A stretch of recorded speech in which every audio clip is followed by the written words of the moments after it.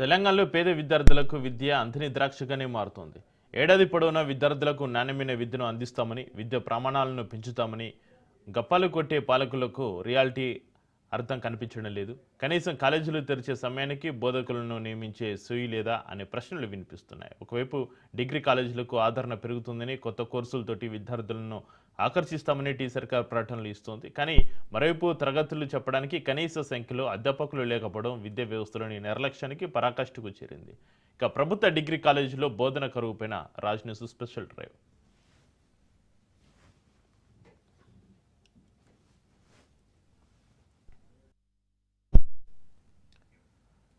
తెలంగాణలో విద్యా సంవత్సరం మొదలై నెలలు గడుస్తున్న ప్రభుత్వ డిగ్రీ కాలేజీలో మాత్రం తరగతి గదులు వెలవెలబోతున్నాయి. బోధించే గురువులు లేక 4 లక్షల మంది విద్యార్థుల భవిష్యత్తు అంధకారంలో పడుతోంది. ఒక్క ఆదిలాబాద్లోనే కాదు, కొత్తగూడెం నుంచి మల్కాజ్గిరి వరకు రాష్ట్ర వ్యాప్తంగా ఇదే దుస్థితి ఏర్పడింది.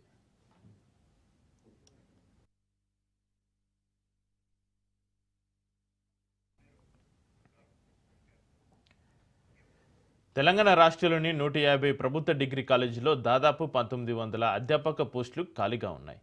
సాధారణంగా ఏటా అతిథి అధ్యాపకులను నియమించి ఆ లోటును భర్తీ చేస్తారు. కానీ ఈ విద్యా సంవత్సరం ఆర్థిక శాఖ నుంచి గ్రీన్ సిగ్నల్ ఇవ్వలేదు. దీంతో గతేడాది పనిచేసిన 1900 మంది గెస్ట్ లెక్చరర్లను పక్కన పెట్టారు. ఆదిలాబాద్లో గతంలో 96 మంది అధ్యాపకులు ఉండగా ఇప్పుడు కేవలం 32 మందితోనే కాలేజీలను నెట్టుకురావాల్సిన పరిస్థితి ఏర్పడింది.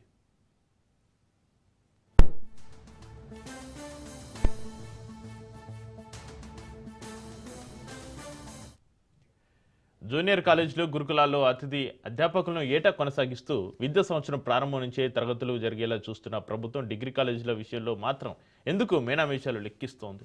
ఏటా త్రిసభ్య కమిటీల పేరుతోటి మళ్లీ కొత్త ఎంపిక ప్రక్రియ చేపడుతూ సమయాన్ని వృధా చేయడం, 11 నెలల ఒప్పందం అని చెప్పి కేవలం 7 నెలల వేతనం మాత్రమే చెల్లించడం వంటి అంశాలు వ్యవస్థలోని లోపాలను ఎత్తి చూపుతున్నాయి.